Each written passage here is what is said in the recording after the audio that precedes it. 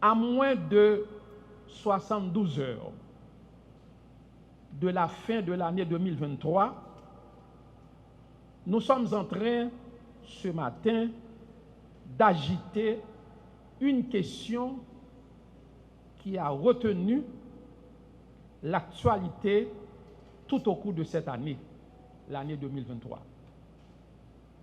Disons mieux, une question qui retient l'actualité depuis un certain temps dans le pays. C'est justement la violence basée sur le genre, avec, permettez-moi de le dire, avec des dizaines de milliers de victimes à travers tout le pays.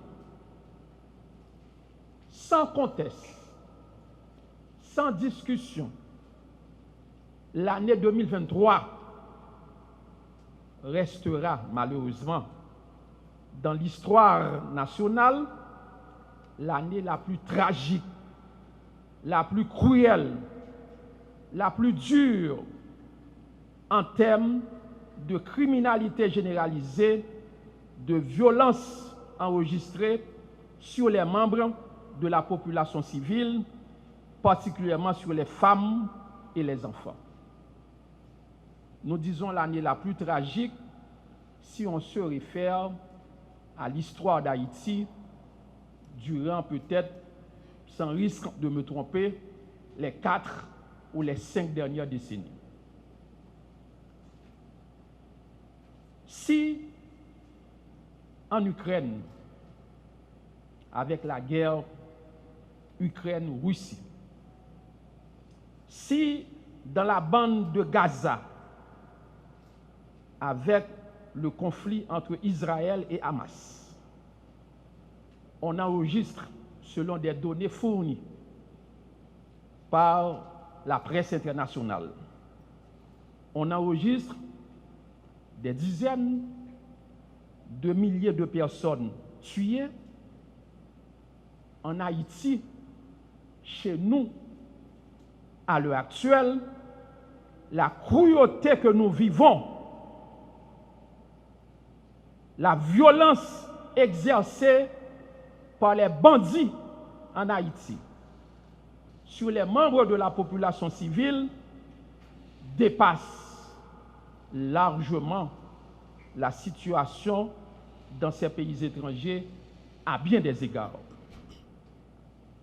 Le phénomène d'enlèvement présent dans le pays a atteint, mes chers amis, un niveau infernal. Et les bandits sont de plus en plus cruels. Ils imposent leurs lois, ils contrôlent, ils commandent, ils représentent, ils remplacent la direction générale des impôts, ils remplacent la direction centrale de la police routière dans certains cas. Et aujourd'hui, plus de question de parler de territoire perdu. Si on veut être objectif, n'en déplaise bien évidemment aux autres, les autorités concernées doivent avoir le courage de dire plutôt territoire livré ou territoire offert aux bandits, avec bien sûr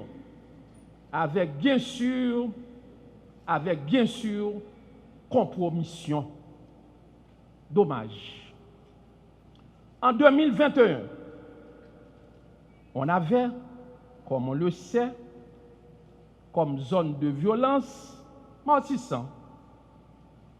On avait une partie de Grand Ravine. On n'avait pas Monacabri, qui nous conduit au plateau central. On n'avait pas à 100% la ville de Thomaso. On n'avait pas à 100% quoi des bouquets, même s'il y avait des problèmes. On n'avait pas Mariani, la route nationale numéro 2, qui nous conduit dans le sud-est dans le sud, dans la grandance.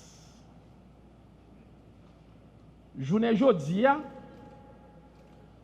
faut nous t'a demandé géographe qui dans le pays, géographe nous yo, professeur de sciences sociales, de géographie nous yo, sous 27 750 km²,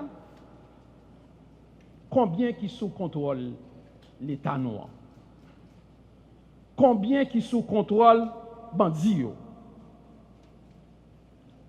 C'est le moment pour moi, en ma qualité de protecteur du citoyen et de la citoyenne, d'exprimer une pensée spéciale, d'adresser des mots de solidarité à l'endroit de tous ceux, de toutes celles qui ont dû laisser leur maison suite à des actes criminels exercés dans de nombreux quartiers. Une pensée spéciale, un mot spécial, un mot de solidarité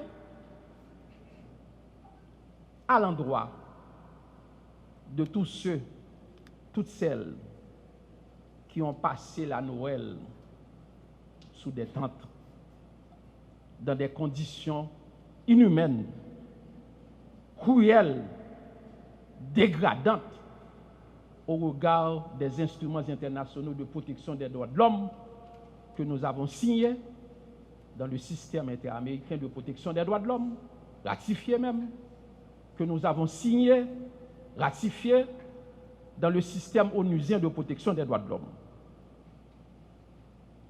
Ils sont devenus ceux qui sont sous les tentes pour le moment. Ils sont devenus des nomades sur cette terre que nos ancêtres nous ont laissée. Ils sont devenus des errants dans leur propre pays. Matin, nous allons présenter un rapport sur violence faite aux femmes et aux filles grâce à support d'un partenaire international qui corrige et fort au PCA faire le programme des Nations Unies pour le développement. Nous ne sommes pas capables de parler un mot spécial pour jeunes filles. Il y a une vingtaine d'années, 21 ou bien 22 ans, selon sa confrère de la presse rapporté. Ils ont enlevé, ils ont mené dans une zone que bandits ont contrôlée dans le département de la Tibonite. Ils ont décidé de violer. Il fait résistance. Il n'est pas d'accord. Et bandits, ça yo, qui représentait l'État dans un certain sens, ça a été fait, ils ont décidé de tuer avec 2 balles en dedans vagin.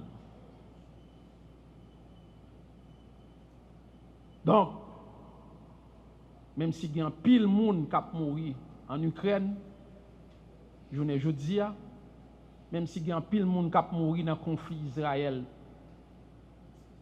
avec Hamas, est-ce que Haïti pas ta supposé retenu l'attention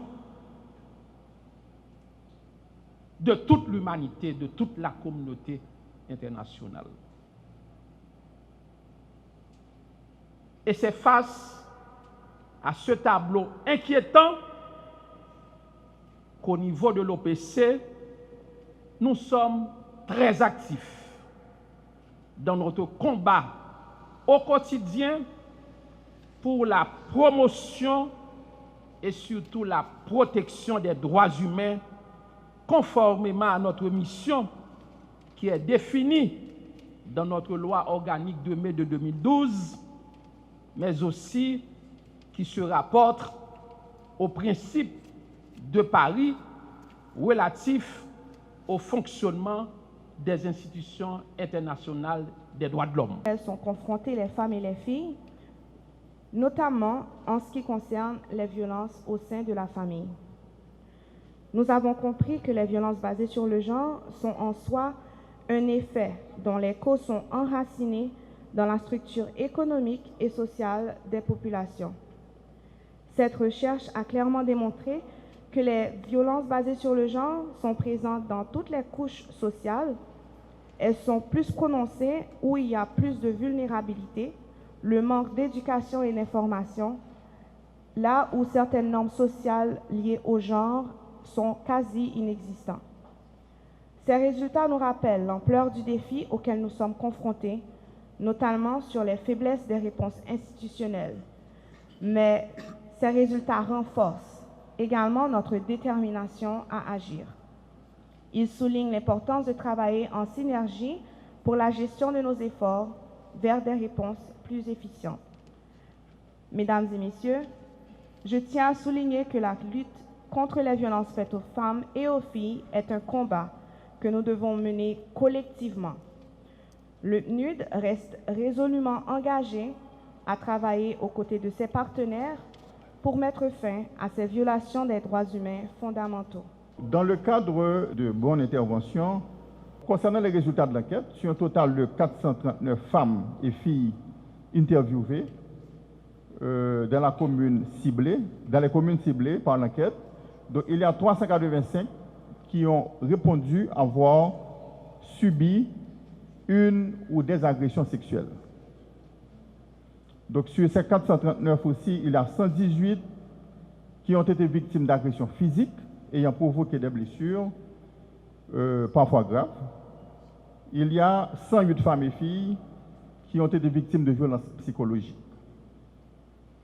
Donc, les données nous ont montré aussi que les principales causes de ces cas de violence sur ces femmes, c'est d'abord un manque de socialisation juridique de la part de la population. Par exemple, il y a un détenu qui nous avait dit que si les hommes savaient qu'est-ce qui leur était réservé du point de vue pénal, ils n'auraient jamais pris la chance de commettre des actes de viol. Donc ça, c'est un témoignage de quelqu'un qui a été condamné pour viol. Il y a aussi un faible niveau d'éducation et de culture générale. Parce que les résultats de l'enquête montrent que plus les femmes ne sont pas instruites, plus elles sont susceptibles d'être victimes de VFFF. Et plus les hommes n'ont pas un degré de culture élevé, plus elles sont aussi susceptibles à perpétrer des actes de violence sur les femmes et sur les filles. Donc, une autre cause, c'est la banalisation de la violence en général dans la société haïtienne. Donc, de nos jours, la violence devient banalisée. Donc, le pays est infesté de gangs de bandits. Et donc, ça fait que, eh bien, ça contribue à augmenter les cas de violence sur les femmes et les filles, et particulièrement les violences sexuelles. Il y a aussi la précarité socio-économique des victimes. Donc, selon les données, plus les revenus des femmes sont faibles, plus elles dépendent des membres de leur famille, de leur conjoint, plus elles sont susceptibles d'être victimes des cas de violence physique, psychologique, verbale et sexuelle. Un autre facteur qui favorise les cas de VFFF, c'est la culture de l'impunité en Haïti. Donc, étant donné que on ne punit pas les auteurs de ces actes de violence, eh bien, la justice est instrumentalisée. Donc, en général, on se permet de faire n'importe quoi et à la limite de perpétrer des actes de violence sur les femmes et les filles, donc comme on le veut. Enfin, il y a l'inefficacité des politiques publiques en matière de contrôle des frontières. De prévenir les cas de viol en assurant une meilleure couverture des services de sécurité, notamment des espaces isolés. Donc l'OPC propose ça, mais ça vient, et je vais vous faire cette confidence, ça vient d'un auteur ou de plusieurs auteurs d'agressions sexuelles. Quand je leur ai dit écoutez, mais qu'est-ce que vous pensez qu'on pourrait envisager pour réduire les cas de viol contre les femmes et les filles? Parce qu'il y a une dame qui a été violée par un chauffeur de motocyclette. Parce que certains chauffeurs de motocyclette profitent des endroits isolés à la tombée de la nuit, quand ils transportent les femmes pour en profiter pour les violer. Donc, ils ont proposé à ce qu'on ait une meilleure couverture de sécurité dans les régions isolées. Ils ont même proposé de monter des brigades de vigiles avec des membres de la population et la police et les autorités judiciaires pour pouvoir faire une surveillance systématique de l'espace territorial, maintenant pour éviter ou pour réduire les cas de viol perpétrés par rapport à l'isolement de certains endroits où personne ne passe presque, où il n'y a pas de maison, il n'y a pas de commissariat, il n'y a pas de sous-commissariat. Donc, on propose aussi d'éduquer, de sensibiliser la population sur les droits des femmes et des filles. Parce qu'il y a des gens qui violent, qui ne savent pas si le viol, c'est une infraction, qui ignorent les conséquences pénales du viol, qui ignorent comment traiter les femmes. Donc, il faut éduquer, il faut sensibiliser la population sur les droits des femmes et des filles. Donc, on propose de renforcer la législation sur la répression des cas de violence faites aux femmes et aux filles. Renforcer les compétences des agents affectés à l'accueil des victimes dans la cellule VBG, dans les communes, dans les commissariats. Renforcer les capacités des cellules VBG et BPM de la police dans l'accueil, l'intervention et la gestion des cas de viol, mais aussi à travers la dotation de moyens logistiques et l'augmentation de l'effectif, notamment un point focal de chaque commissariat, des autres communes et aussi des sous-commissariats. Promouvoir le renforcement des capacités des acteurs de la société civile en leur fournissant les moyens substantiels pour augmenter l'offre de protection. Et enfin, renforcer l'autonomie financière des femmes à faible revenu.